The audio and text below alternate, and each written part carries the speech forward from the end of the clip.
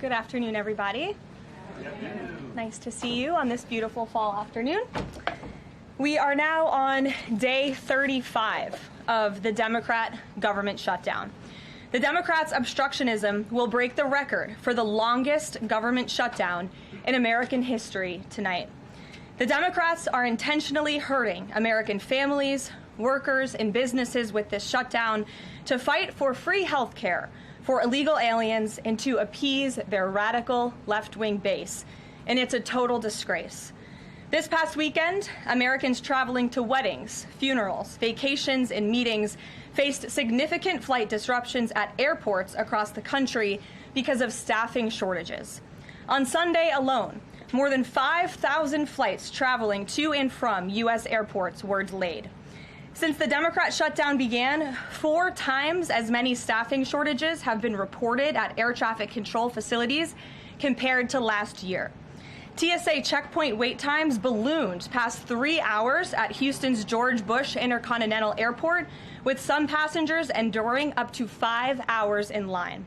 At nearby William P. Hobby Airport in Texas, security wait times are routinely exceeding 1 hour. More than 13,000 air traffic controllers are continuing to work without pay. Because of the Democrats, these men and women who keep our airspace safe and moving will miss a second paycheck in a row this Friday if Democrats refuse to open the government. Let me be clear to our incredible air traffic controllers across the country. President Trump and Republicans want you to get your paychecks. They want you to be paid. Please call on your Democrat senators and tell them to side with President Trump and Republicans to vote to reopen the government. Our nation's 4 largest airlines, United, Delta, American, and Southwest, have now all endorsed the Republican, nonpartisan, clean funding bill to end the government shutdown.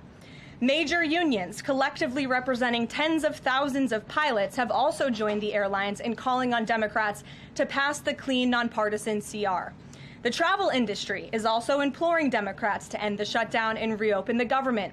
Nearly 500 companies and groups in the travel business, including casinos, hotels, and convention bureaus, signed a public letter warning that America's travel economy has already lost $4 billion due to this Democrat shutdown, and they have called for the Republican CR to be passed, saying Americans expect and deserve a fully functioning federal government during the peak holiday travel season. Never before have we seen private industry and union leadership so unified on the same issue, rallying behind Republicans in such a vocal way. The Democrats have completely lost the plot. They are endangering the safety, prosperity, and livelihoods of millions of Americans. It's well past time Democrats do what they did 13 times under Joe Biden and pass the clean funding bill extension. All we need are 5 Democrat senators to put country over party and vote to end this reckless shutdown. In other news, tomorrow will mark the 1-year anniversary of President Trump's historic election victory, where he won nearly 80 million votes, the popular vote, in all 7 swing states. This was the ultimate poll on November 5th. The president secured a mandate to make America great again, and he has delivered in record time. Never before have we had a president who has kept their promises like President Trump has. I'd like to go over a few of those with you. In less than 10 short months, President Trump signed the largest middle-class tax cut in history, including no tax on tips, overtime, and Social Security to put more money back into the pockets of the American people. The president ended the southern border invasion of the Biden administration, made our border the most secure in history, and he is carrying out the largest mass deportation campaign of illegal aliens in our nation's history to protect our homeland, just as promised. President Trump has aggressively taken on drug cartels by declaring them as foreign terrorist organizations and even blowing up narco-terrorists who have tried to poison the American people with fentanyl and other illegal narcotics. President Trump defeated the Biden inflation crisis, and he continues to implement a pro-growth, America First economic agenda to make America affordable again, and we are seeing the results of that every day. Inflation has remained low and steady, averaging just 2.5% compared to the painful average of 5% under Biden, and we know it was historically higher than that for most of President Biden's term. Meanwhile, real private sector wages are on track to rise by almost $1,500 since President Trump took office, a significant change to the Biden years where private sector wages declined and were being wiped out by inflation. President Trump has ended the reckless war on American energy and unleashed energy dominance, with gas prices now plummeting to their lowest average levels in more than 4 years. President Trump implemented powerful tariffs to rebalance America's trade deals, protect American workers, and returning our country to be a manufacturing superpower once again. As a result, the president has secured trillions and trillions of dollars in private and foreign investments into the United States, which are creating high-paying jobs for the greatest workforce in the world. The president has restored America's place as the leader of the free world through his unwavering peace through strength foreign policy that has already ended 8 wars and counting. And the president ended illegal DEI initiatives in our federal government and is returning our country to a merit-based society based on common sense. President Trump protected opportunities for women and girls to compete safely and fairly by continuing to keep men out of women's sports. Americans have a president who works tirelessly, literally 24/7, to improve their lives and make our country better than it has ever been before. So with that, today we will open it up to questions, and we will start with our independent journalist in our new media seat, Julio Rosas. Julio, please start. Thank you. Thanks, Caroline. So over the weekend in Mexico, a mayor in Michoacan, Carlos Manzo, he was assassinated while celebrating Dia de Muertos with his family. His assassination has sparked a lot of outrage. A lot of Mexicans are very upset. They're blaming President Claudia Sheinbaum for not taking the cartel threat seriously enough.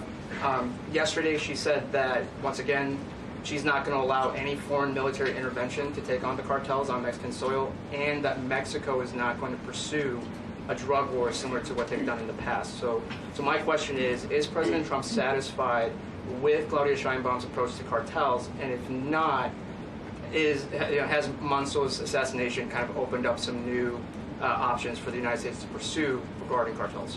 Well, first of all, with respect to this specific news item and this alleged assassination that took place in Mexico, I know the Trump administration, we are aware of that, and of course we condemn all political violence anywhere in all forms.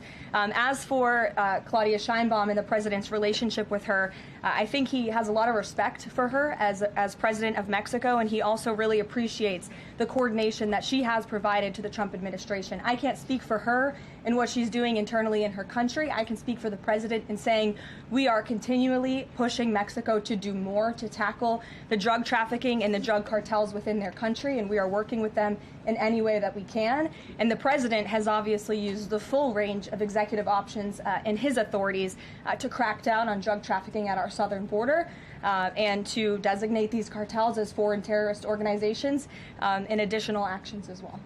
Just one more question. Sure. So at the Antifa roundtable that we were at just last month, myself and the other panelists made the recommendation to the president for, speaking of foreign terrorist organizations, to have Antifa not just be a domestic terrorist organization, but be designated as a foreign terrorist organization since they have cells in other countries. He mentioned to Secretary Rubio, because he was in the room at the time, to look into that. So I just wanted to see if there's an update on that. Sure. That process is most definitely taking place. I don't have any announcements for you on that today, but I can certainly assure you the administration is working on it, and I'll check in on it and get back to you, Julio. It's a good question. Thank you very much. Jackie. Thank you, Caroline.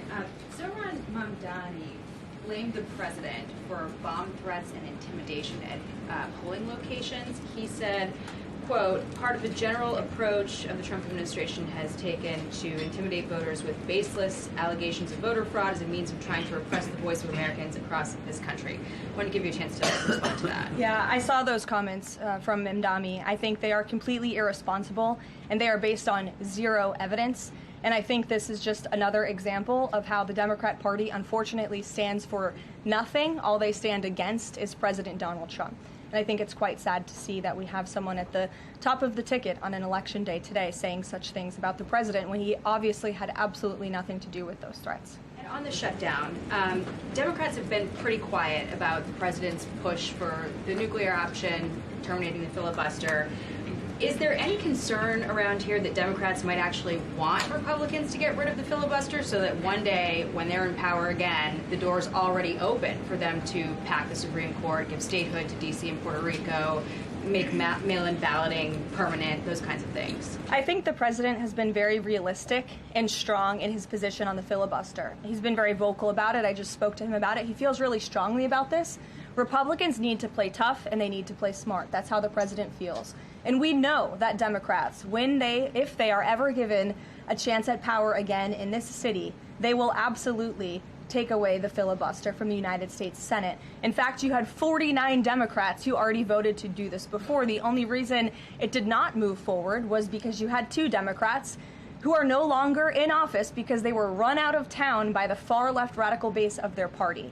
And so President Trump is quite clear on this. He wants to see Republicans move as many good pieces of legislation for our country forward in the next 3 years of his administration as they possibly can.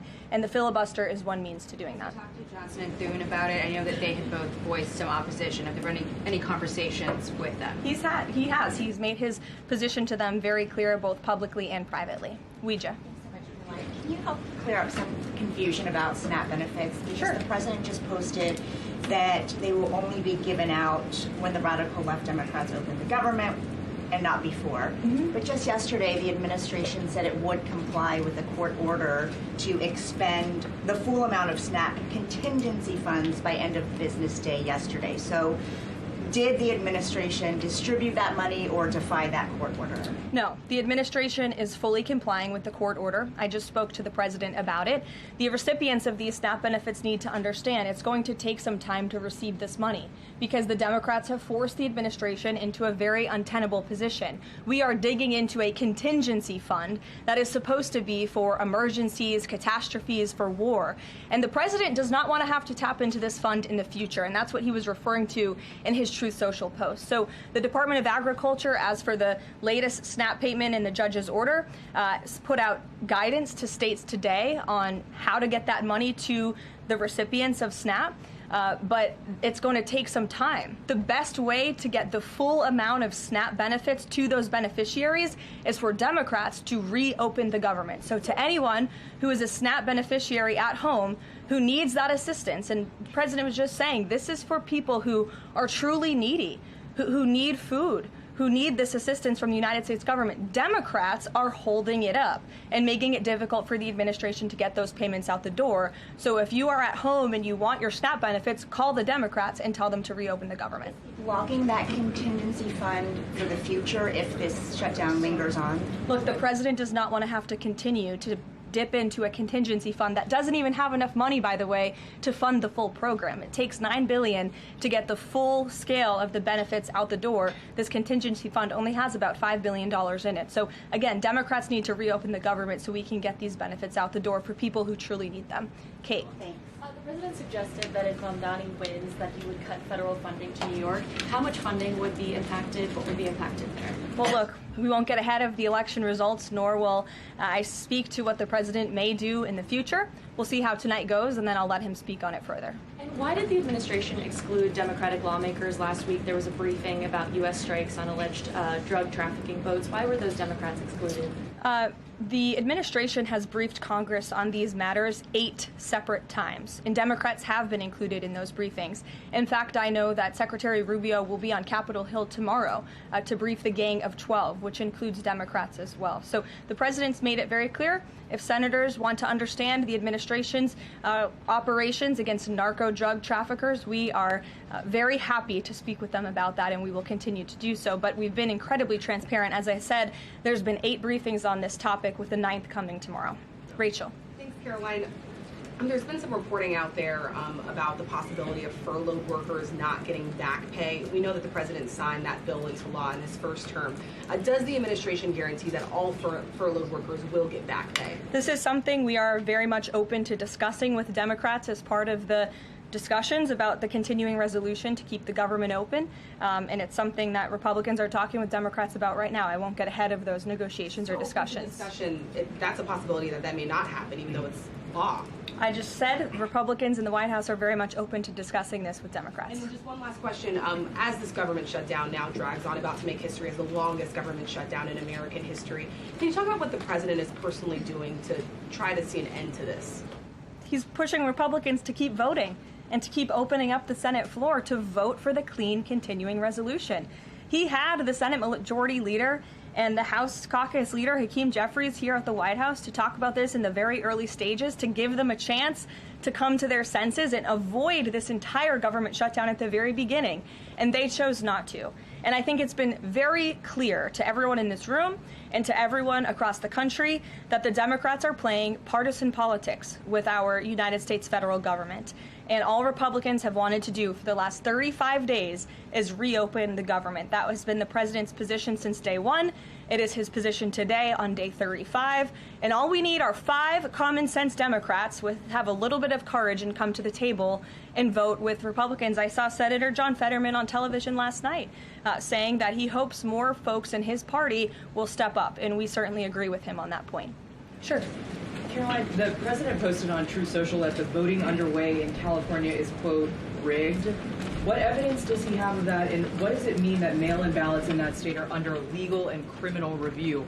By whom and why? And also, in this vein, does the White House still plan to issue an executive order banning mail-in voting, and what legal authority do you have to do that? The White House is working on an executive order to strengthen our elections in this country and to ensure that there cannot be blatant fraud, as we've seen in California with their universal mail-in voting system.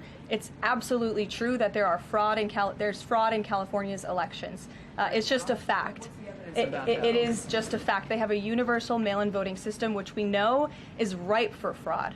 And if you want to deny that, I'm happy to provide you all of the evidence for it. I'd be glad to send that to you after this briefing. Rigged.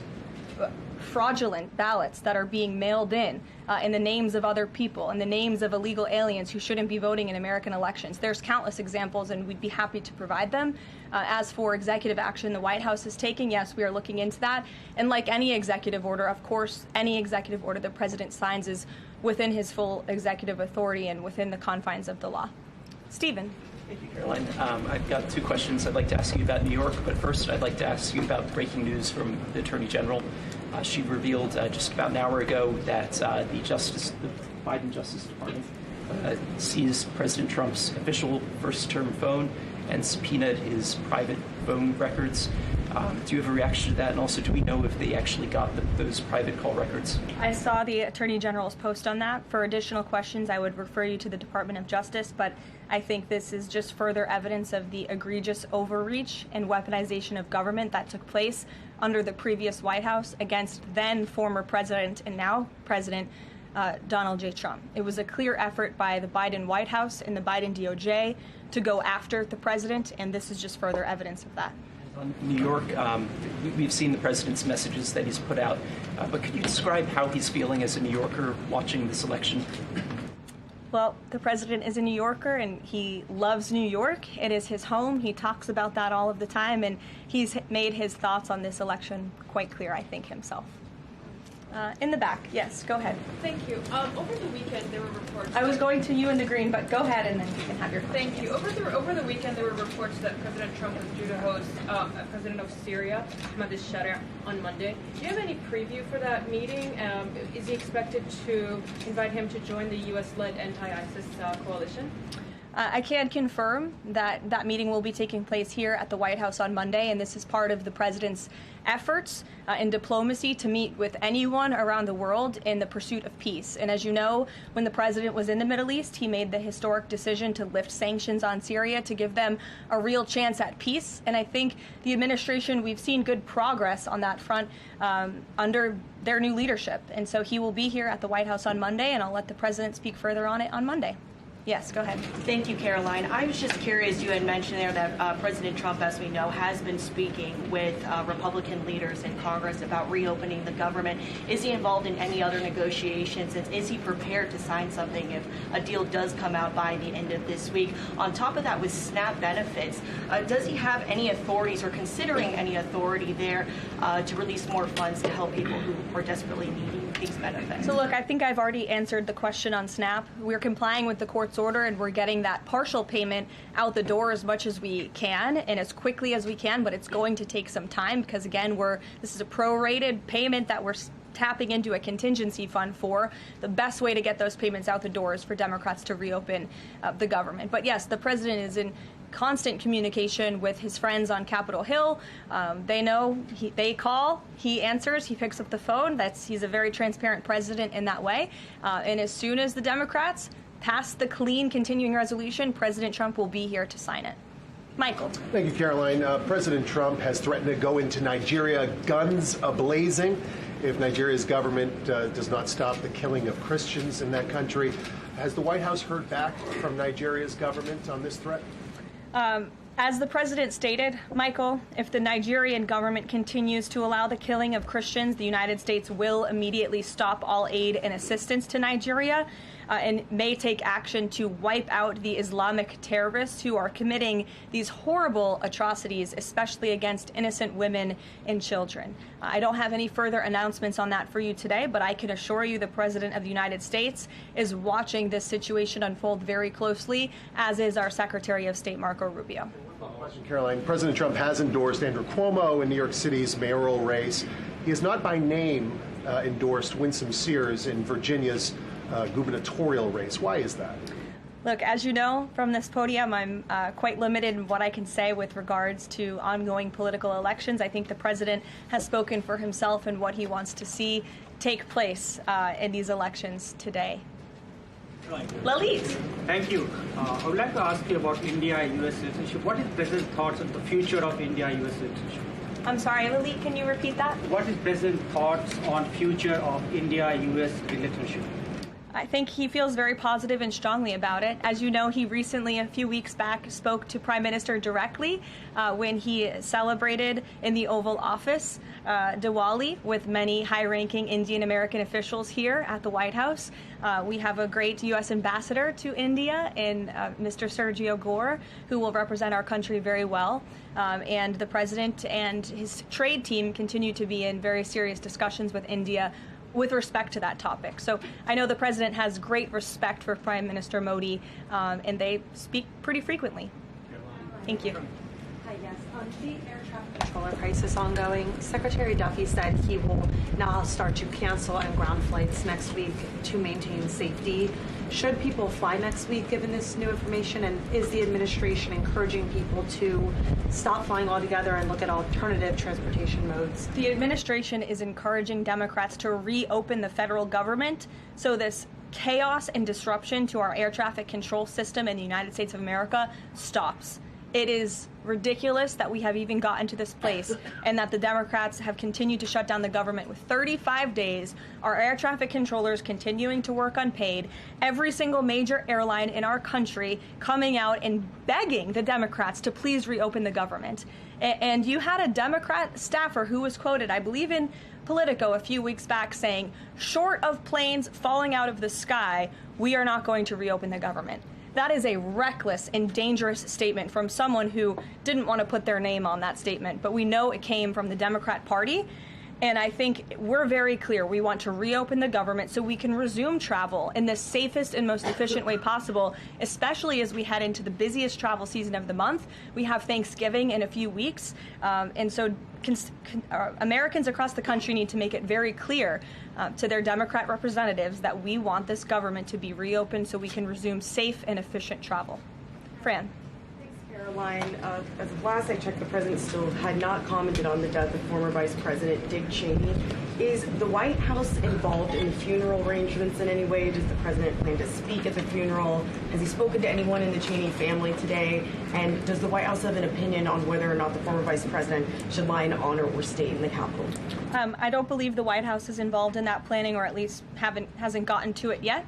I know the president is aware of the former vice president's passing, and as you saw, flags have been lowered to half staff in accordance with statutory law. Jasmine. Thank you. Back on the question of the filibuster, how much political capital is President Trump willing to expend to get Republicans to do what he's asking? I mean, will we see him at the Hill? Will he be calling folks over here? What exactly is President Trump planning to do outside of these true socials and maybe some of these private conversations to get Republicans to fall in line? Look, I think you'll see. I think you'll see the president continue to engage very strongly and consistently with his friends on Capitol Hill. I don't have any meetings to read out for you at this time, but I think you should stay tuned and keep your eyes on Truth Social on this matter. The president's making his position on it quite clear. And again, he is right. Republicans need to play tough. We know that this is what the Democrats will do if they are ever given the keys to power again. And he wants to pass as many good pieces of legislation as we possibly can for our country and for our people. That includes election integrity reforms. It includes additional tax policy. It includes, fixing our immigration system further in ways that only Congress can. And the president fears with a Democrat Party that is so radical and opposes everything he does and everything he says, this is the only option for Republicans to move forward. Karen. In a second question, President Trump said to CBS in the 60 Minutes interview that he did not know the Binance founder, which he pardoned. What exactly did he mean for that? I know it caused He means he does not know him personally. He means he does not have a personal relationship with this individual. And when it comes to pardons, the White House takes them with the utmost seriousness, and the president understands the responsibility that he has as president to issue clemency and issue pardons to individuals who are seeking that. That's why we have a very thorough review process here that moves with the Department of Justice and the White House counsel's office. There's a whole team of qualified lawyers who look at every single pardon request that ultimately make their way up to the President of the United States. He's the ultimate final decision maker. And he was very clear when he came into office that he was most interested in looking at pardoning individuals who were abused and used by the Biden Department of Justice and were over-prosecuted by a weaponized DOJ. And the individual you're referring to, that was certainly the case. Even the judge in his case said that the sentencing that the Biden administration was asking for was egregious and went too far. And so the president is correcting that wrong, and he has officially ended the Biden administration's war on the cryptocurrency industry, and I think that's the message he sent with this pardon. Karen, yes. Back on the issue of back pay for furloughed workers, you said that the White House is open to discussing that with Democrats, but what would that discussion even be? There was a law, the president signed it in 2019. What could a discussion look like? Why is that even open for discussion? Look, Karen, as I said, Republicans are talking about that with Democrats right now, and I don't want to get in the middle of those sensitive conversations. But as we've complied with the SNAP order, the White House, the administration is always going to comply with the laws. We're always going to comply with the ruling of judges across the country. But the Republicans are discussing this matter with Democrats right now. Why would there even be a consideration of not paying those workers? News Nation. Big day in the Supreme Court tomorrow with President Trump's tariff policy facing a legal challenge. What's at stake with that case? And if the Supreme Court rules against the Trump administration, what is Plan B for trade policy? I'll tell you, the White House is always preparing for Plan B. It would be imprudent of the president's advisors not to prepare for such a situation. With that said, we are 100% confident in the president and his team's legal argument in the merits of the law in this case, and we remain optimistic that the Supreme Court is going to do the right thing. The importance of this case cannot be overstated. The president must have the emergency authority to utilize tariffs. Look at what President Trump has been able to do with the leverage and the power of tariffs. He's been able to sign peace deals all over the world and end global conflicts and literally save lives. He's been able to bring in trillions of dollars of investments into our country. In fact, this year alone, we are going to cut the deficit by $600 billion, namely because of the president's effective use of tariffs. And the president strongly believes that economic security is a matter of national security, and tariffs have a lot to do with that. And this case is not just about President Trump. It's about the use of this emergency authorization for tariffs for future presidents and administrations to come, and we're confident and hopeful that the Supreme Court will do the right thing. Kristen. Why did President Trump get an MRI during his recent visit to Wall Street? Look, as President Trump said, he would inquire with the physicians. I'll check back on that. But as the physical itself stated, Kristen, and as you all know, because you were all witness to it, every single day the president is in optimal physical health. This was a follow-up appointment, and we provided a detailed readout of that physical. I'm happy to give it to you again, and I can inquire further. With all due respect, an MRI is a very specific procedure. It's done on a part of the body looking for something specific, so it's not generally part of any kind of routine checkup. And in addition, President Trump has said that he wants to be transparent. He told us to ask the doctors, which we have and have not heard back. Why don't we have more information on this? As I said, I'll check back for you. Go ahead.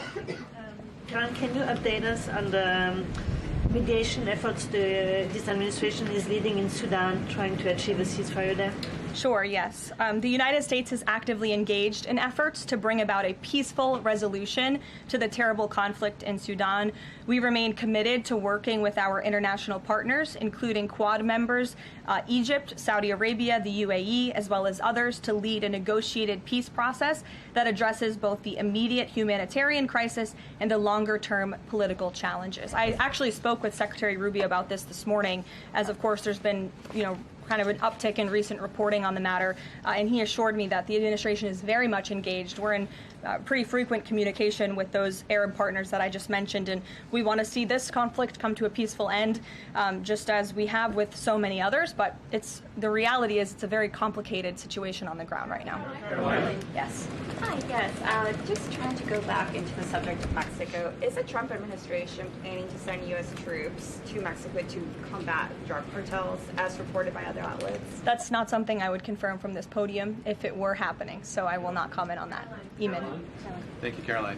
Why did the president decide not to go to the Supreme Court tomorrow? He had indicated earlier that he might want to go and attend in person. Yeah. Now he's saying he's not going to go. Why? The president did have an interest in attending the Supreme Court hearing tomorrow, as I just expressed how important it is to him, the administration, and the country, this case. But he is traveling to Miami tomorrow, as you all know, to give an economic address with the mayor of Miami and many global business leaders to talk about his historic success with the economy over the past 10 months and talk about sort of where we are headed as a country in terms of our economy. So he'll be traveling tomorrow on the road in Miami. That's why he won't be here. But Secretary Scott Bessent will be in attendance at the hearing tomorrow at the request of the president. He has said that he doesn't want to export the high-end NVIDIA chips to China. But the Wall Street Journal reported yesterday that there was some question about whether the president would raise this as a possible concession with the Chinese side during his meeting with Xi Jinping. So does the White House consider NVIDIA chip exports to China to be a closed issue right now, or is this an ongoing negotiation between the United States, China, and NVIDIA at this point? The president has made his position on this very clear, both to the Chinese and also to all of you. He's answered this question directly. As for the most advanced chips, the Blackwell chip, that's not something we're interested in selling to China at this time. Annie. Does the president think that the results of the Virginia or New Jersey gubernatorial races tomorrow or statewide races tomorrow will in any way reflect a voter sentiment towards his administration? Look, Annie, I'm not at liberty to talk about the election results, and I certainly won't get ahead of them. I'm not going to engage in hypotheticals that may or may not happen tonight. We'll have to watch and see. And I'm sure you'll hear directly from the president tomorrow on that point. On Snap, just really quickly, is there anything that prompted the president's tweet this morning? Because it did seem quite different from some of his other communications about Snap. It seemed a little bit out of the left field. I'm just wondering if he had a conversation or if there's anything you're aware of that caused him to decide to, at around 11 o'clock, to send out that message. Look, the president is constantly well read on the news, as you know. And he is very much aware we are in day 35 of a government shutdown in which these SNAP benefits, we're pushing them out the door. USDA put out that guidance to the states this morning. The president was aware of that, and he wants to make it very clear that these benefits are in jeopardy because of the Democrats, and they should just open the government so that we can continue getting these funds out the door in an easier and more efficient way. There's some new reporting that just dropped a few minutes ago that the Trump administration is negotiating with the makers of Ozempic to sell some weight loss drugs for $149 a month. That's according to the Wall Street Journal. Do you have any more information on that? Can you confirm that? I think the president has said himself in previous Most Favored Nations announcements that this is something that the administration has been engaged in and looking into. I won't get ahead of the president on any future announcements, but I will echo his strong commitment to bringing down drug prices in this country. And you've heard it directly from Secretary Kennedy and Dr. Marty Makary and his entire Health and Human Services team, how committed the president is to bringing down the cost of drugs, and we're working with pharmaceutical companies to do that every day. Very quickly, Caroline, on SNAP. I know it's been asked, and I know we just asked it, but I want to put a fine point on it. You talked about president's post here, and he wrote that SNAP benefits will only be given when the radical left Democrats open up the government. I understand your previous answers, but as written, how would that not violate a court order as it's written? I've now answered this question several times, Gabe. We are complying with the court's order.